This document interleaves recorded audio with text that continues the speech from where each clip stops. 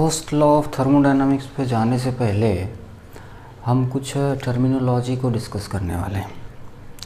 वो जो टर्मिनोलॉजी है उसमें मेनली हमें समझना है सिस्टम क्या है, सराउंडिंग किसे कहते हैं, यूनिवर्स किसका नाम है, और फिर बाउंड्री क्या होता है। थर्मोडायनामिक सिस्टम्स, सराउंडिंग और यूनिवर्स में बाउंड्री क्या होता है। उसके बाद हमें समझना है कि सिस्टम कितने टाइप के होते हैं, क्लोज्ड, ओपन और आइसोलेटेड, इसको डिस्कस करना है। और फिर उसके बाद लास्ट में हम जाएंगे जो हमारा फिजिकल क्वांटिटीज़ हम डिस्कस करने वाले हैं थर्मोडायनामिक्स में, उसको थोड़ा सा ब्रॉडली कैटेगराइज करेंगे और उसको थोड़ा सा हम आसान भाषा में समझते हैं, क्योंकि सिस्टम जो है उसको समझना बड़ा ही इम्पोर्टेंट है, महत्वपूर्ण है सिस्टम को समझना, सराउंडिंग को समझना, बाउंड्री को समझना, और फिर कुछ ख़ास तरह के प्रॉपर्टीज़ हैं, थर्मोडायनामिक फिजिकल क्वांटिटीज़ है, उसको समझना बड़ा ज़रूरी है। तो सबसे पहले हम समझने वाले हैं कि सिस्टम क्या होता है।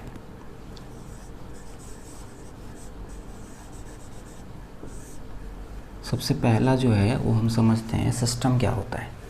मान लीजिए कि आप अपने घर में हैं और बाहर से कोई आदमी आया और उन्होंने क्या किया, एक छोटा सा कोक का बॉटल लाया और आपके घर में एक कोई छोटा बच्चा है 4 साल 5 साल का, और वो बच्चे जो होते हैं वो कोक का बॉटल देख के पता नहीं है उसके शरीर में बाछे कहाँ होती है वो तो नहीं मालूम, लेकिन खिल जाता है। वो चाहते हैं उसको जल्दी से जल्दी हम अपने पास ले लें और उसको हम ख़त्म कर दें। अब मान लीजिए कि वो जो चाइल्ड है उसको जुकाम है, ठीक है। तो ये है, उसको जुकाम है, और अगर जुकाम है तो जो उसकी मम्मी है वो क्या चाहेगी,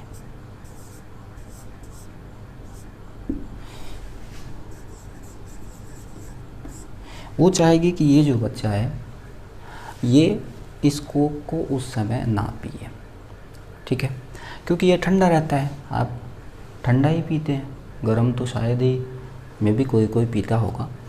तो ये जो बच्चा है, ये जो चाइल्ड है, इसका ध्यान किधर रहेगा, ये कोक के बॉटल की तरफ,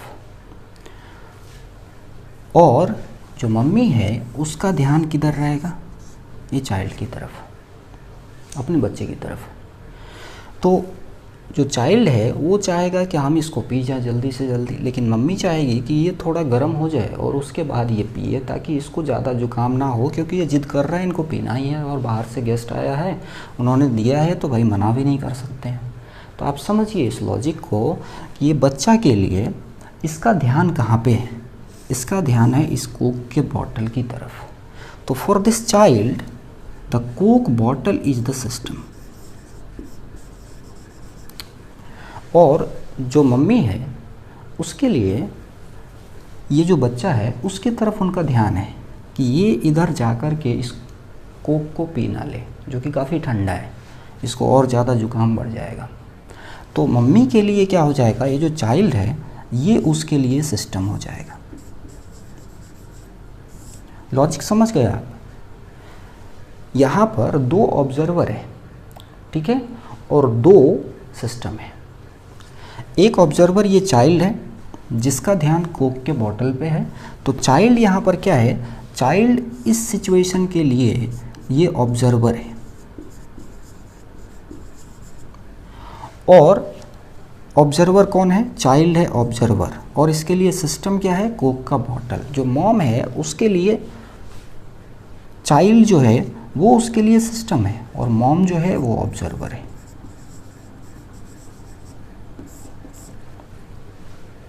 तो सीधी सी बात हमें बताना है कि सिस्टम जो है पूरे रीजन में कोई भी स्पेस जहाँ पर किसी ऑब्जर्वर का ध्यान केंद्रित हो उसको हम सिस्टम कह देंगे। आपका ध्यान अगर कहीं भी है और आप उसको देख रहे हैं, गौर से देख रहे हैं, ऑब्जर्व कर रहे हैं, तो आपके लिए वो सिस्टम हो गया। तो इसको हम अंग्रेजी में कैसे लिख देंगे? The system is a space in a particular region where the observer's attention is focused. मतलब ऑब्जर्वर का अटेंशन, ऑब्जर्वर का ध्यान जहाँ पे फोकस किया हुआ है उन्होंने, वो हो गया सिस्टम। तो इसको लिख देते हैं।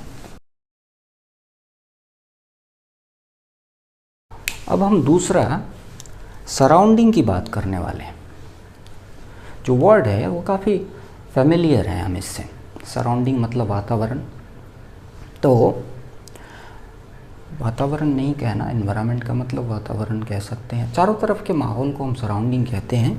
तो जैसे ये कोक का बॉटल है, इसके चारों तरफ जो एयर है वो उसके लिए सराउंडिंग हो गया। ये क्या कर रहा होगा? अपने आसपास के एयर के टेम्परेचर को कम कर रहा होगा। अब हम सब ने देखा है कि अगर ठंडा बॉटल, चाहे पानी का बॉटल हो या कोक हो, उसको ला करके घर में आप टेबल पे रख दीजिए, खास करके जो ह्यूमिड एनवायरनमेंट जहाँ पे होता है, या कहीं भी आप ला के रख दीजिए, तो आप देखेंगे उसके ऊपर में पानी का बूंद बूंद जो है वो जमा हो जाता है। वाटर ड्रॉपलेट्स चारों तरफ आपको दिखाई देना शुरू हो जाएगा। कारण ये है कि इसका टेम्परेचर जो सराउंडिंग है उसके टेम्परेचर से नीचे है। ओके, सराउंडिंग के टेम्परेचर से नीचे है, तो ये क्या करता है, जो सराउंडिंग में एयर है और उसमें जो वाटर वेपर मिक्स किया हुआ है, वो वाटर वेपर मॉलिक्यूल जब यहाँ जाता है, इस पे टच होता है, तो उसका टेम्परेचर काफ़ी नीचे चला जाता है और वो यहाँ पर कंडेंस होकर के वेपर से वाटर में कन्वर्ट हो जाता है। तो एक कंडेंसेशन प्रोसेस चल रहा है। बेसिकली क्या हो रहा है, जो एयर में वाटर वेपर के मॉलिक्यूल्स पड़े हुए हैं और वो वेपर फॉर्म में है, गैसियस फॉर्म में, जब वो इसके कांटेक्ट में आता है, कोक के बॉटल के कांटेक्ट में आता है, तो वो कंडेंसेशन प्रोसेस हो जाता है और वहाँ पर चारों तरफ वाटर जो है आपको जमा हुआ दिखाई देता है। तो ये इसका हो गया सराउंडिंग। ठीक है, तो सराउंडिंग क्या हो जाएगा? सराउंडिंग को हम ऐसे बोल देंगे कि जो सिस्टम है उसके सिवाय जो कुछ भी है वो सराउंडिंग हुआ।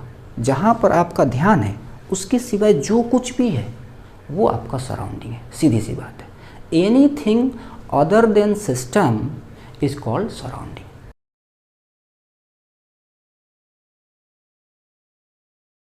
अब ये जो सराउंडिंग हम बात कर रहे हैं, ये सराउंडिंग का इफ़ेक्ट बड़ा ही तगड़ा है। मान लीजिए कि ये जो कोक बॉटल था वो फाइनली गर्म हो गया और जो मम्मी है वो एग्री हो गई कि चलो बेटा अब पी लो, इसमें से अब तुम कोक पी लो। तो ये बड़ा ही जल्दी इसको ख़त्म कर देगा, इसको टाइम नहीं लगेगा। जब जितना इसके पेट में आ सकता है वो काफ़ी जल्दी ख़त्म कर देगा। मान लीजिए ये बॉटल प्लास्टिक का बना हुआ है और अब आप इसको ले जाके अपने घर के फ्रिज के अंदर एक फ्रीज़र होता है जिसको आप डीप फ्रीज़र बोलते हैं, उसके कैबिनेट में रख दीजिए और आधे घंटे बाद उस बॉटल को जाके निकालिए, तो आपको बॉटल जो है वो चिपका हुआ मिलेगा। बहुत ज़्यादा नहीं, लेकिन थोड़ा बहुत चिपका हुआ आपको मिलेगा। हुआ क्या? सराउंडिंग का असर हुआ उसके ऊपर। फ्रीजर के अंदर, डीप फ्रीजर कैबिनेट के अंदर जो है टेम्परेचर काफ़ी कम था। घर में, बेडरूम में या आपके हॉल में टेम्परेचर, सराउंडिंग टेम्परेचर जो है वो मान लीजिए 30 डिग्री का था। कैबिनेट फ्रीजर के अंदर -5 डिग्री का टेम्परेचर में भी हो सकता है। तो टेम्परेचर काफ़ी कम हो गया। तो सराउंडिंग का इफ़ेक्ट उसके ऊपर ऐसा पड़ा कि उसके अंदर जो एयर है उसका वॉल्यूम कम हो गया और वो थोड़ा सा चिपक गया। तो सराउंडिंग को समझना बड़ा ज़रूरी है। अब तीसरा चीज़ जो आता है हमारा वो है यूनिवर्स। तीसरा चीज़ जो है हमारा यूनिवर्स। ठीक है, यूनिवर्स क्या है? तो हम कह देंगे कि सब कुछ को जब एक साथ आप देखते हैं तो यूनिवर्स है। मतलब आप अगर यूनिवर्स को देख रहे हैं तो एक्चुअली आप कुछ नहीं देख रहे हैं, आप किसी चीज़ को देख रहे हैं, तभी आपका ध्यान वहाँ पे है और वो आपके लिए सिस्टम हुआ और वो ऑब्जर्वेशन आप ले रहे हैं। तो सिस्टम प्लस सराउंडिंग, ये दोनों मिलके क्या हो जाएगा हमारा? ये दोनों मिलके हमारा हो जाएगा यूनिवर्स।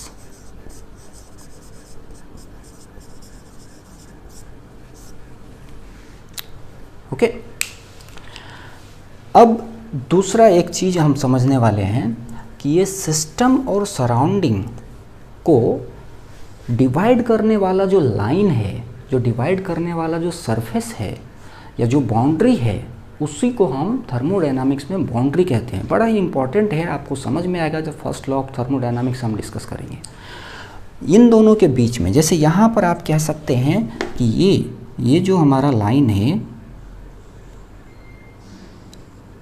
क्योंकि ये जो बच्चा है इसके लिए ये सिस्टम है, तो ये हो गया आपका बाउंड्री, ये सिस्टम का बाउंड्री हो गया। ये बाउंड्री इंपॉर्टेंट इसलिए है कि आप जैसे एक दूसरे सिचुएशन को समझिए कि एक बलून है आपके पास और आप उसमें हवा भर के उसको फुला रहे हैं, तो आप बेसिकली क्या कर रहे हैं, उसके अंदर ज़्यादा एयर भर के और एटमॉस्फेयर में जो एयर है उससे ज़्यादा प्रेशर क्रिएट कर रहे हैं, और रिजल्ट में क्या हो रहा है, वो जो बलून है उसका सरफेस एरिया बढ़ रहा है। थर्मोडायनामिक्स में बोले तो उसका वॉल्यूम बढ़ रहा है, मतलब उसका बाउंड्री एक्सपैंड कर रहा है। क्लियर? इसके बाद अब हम आ जाएंगे किस चीज़ पे, कि ये जो हमारा सिस्टम है ये कितने तरह का है। जो सिस्टम है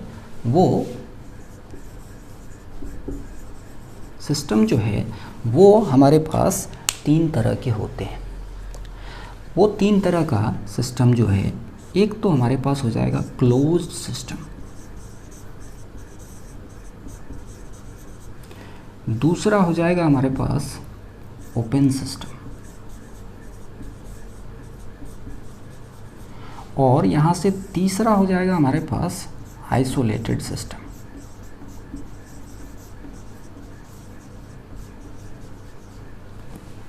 ठीक है, जो क्लोज्ड सिस्टम है हमारा, ओपन सिस्टम है और आइसोलेटेड सिस्टम है। बहुत ही आसान है इसको समझना। मान लीजिए मम्मी ने इसको देख के चली गई किचन में खाना बनाने के लिए, तो उन्होंने क्या किया, इमेजिन कीजिए कि उन्होंने कुकर में दाल डाल दिया और दूसरे तरफ पतीले में उन्होंने चावल डाल दिया।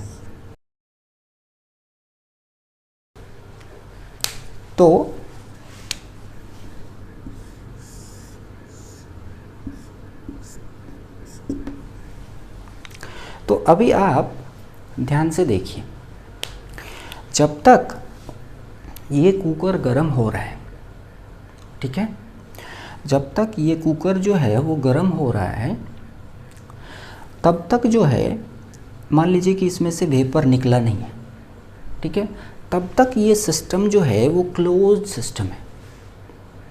ठीक है, इतनी सी बात समझ लीजिए।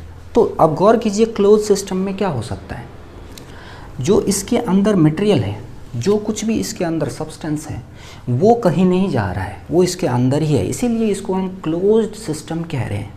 दूसरी इसकी खूबी क्या है कि इसमें जो हीट है, हीट नहीं, थर्मल एनर्जी जो है वो इसका बढ़ रहा है। मतलब आप इसमें हीट ऐड कर रहे हैं नीचे से, मतलब एनर्जी जो है वो जा भी सकता है, और फिर जब इसको आपने मान लीजिए गैस का बर्नर आपने बंद कर दिया, तो फिर आप इसको हटा लीजिए, उसके बाद क्या हो जाएगा, इसमें से हीट जो है वो बाहर भी निकल सकता है। ठीक है, तो जो एनर्जी है वो अंदर बाहर जा सकता है सिस्टम के बाउंड्री के अक्रॉस। मतलब ये इसका बाउंड्री हो गया, ये पूरा सिस्टम का। मान लीजिए यहाँ पर सिस्टम क्या है, तो बोलेंगे कुकर के अंदर जो चीज़ें हैं वो है हमारा सिस्टम। ठीक है, तो ये सिस्टम का बाउंड्री है। बाउंड्री के अक्रॉस अगर मटेरियल का, मतलब सब्सटेंसेस का आदान प्रदान हो, बाहर या अंदर नहीं हो, बाहर या अंदर नहीं हो, लेकिन एनर्जी बाहर अंदर जा सकता है, ऐसे सिस्टम को क्लोज सिस्टम बोल देते हैं। और यहाँ से आप समझ ही रहे हैं कि ये है हमारा ओपन सिस्टम। इसमें क्या हो रहा है, आप जैसे जैसे गर्म कर रहे हैं तो यहाँ से वाटर जो है वो वेपर में कन्वर्ट होकर के और सिस्टम के बाउंड्री से बाहर जा रहा है। तो ये हो गया हमारा isolated system, sorry, open system. ये है हमारा ओपन सिस्टम और ये है हमारा क्लोज सिस्टम।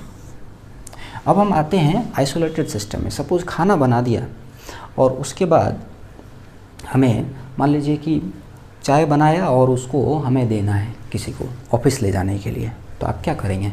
थर्मो फ्लास्क लेंगे और उसमें देंगे आप, है ना। आप एक थर्मो फ्लास्क लेंगे,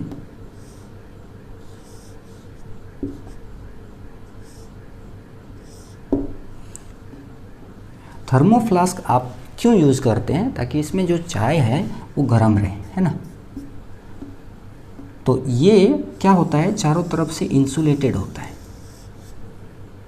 ये जो है आप देखेंगे तो ये स्पेशल टाइप के मटेरियल से बना रहता है और ये इंसुलेटेड रहता है। किससे इंसुलेटेड रहता है? ये हमारा सिस्टम है, इस सराउंडिंग से इंसुलेटेड रहता है। सराउंडिंग से इसका कोई नाता नहीं है। मतलब जैसे इसमें एनर्जी अंदर बाहर हो सकता था, इसमें एनर्जी प्लस मटेरियल दोनों अंदर बाहर हो सकता था, इसमें दोनों में से कोई काम नहीं हो सकता था।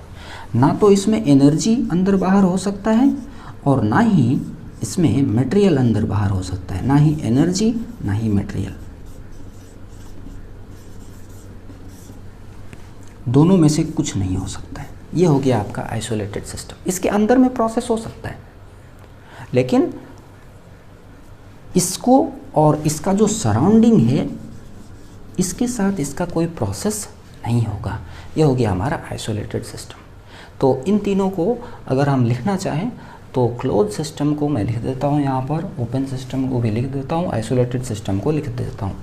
क्लोज सिस्टम हमें बताना है तो बोलेंगे a system is said to be close system if it allows the transfer of energy through the boundary of the system but not the material. ये हो गया क्लोज सिस्टम। ओपन सिस्टम में हम क्या कहेंगे? A system is said to be open system if it allows the transfer of energy as well as material across the system boundary। और तीसरा है isolated system.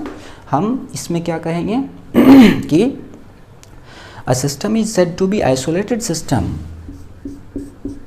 if it does not allow the transfer of energy or the material। तो उसी को मैं यहाँ पर लिखने वाला हूँ।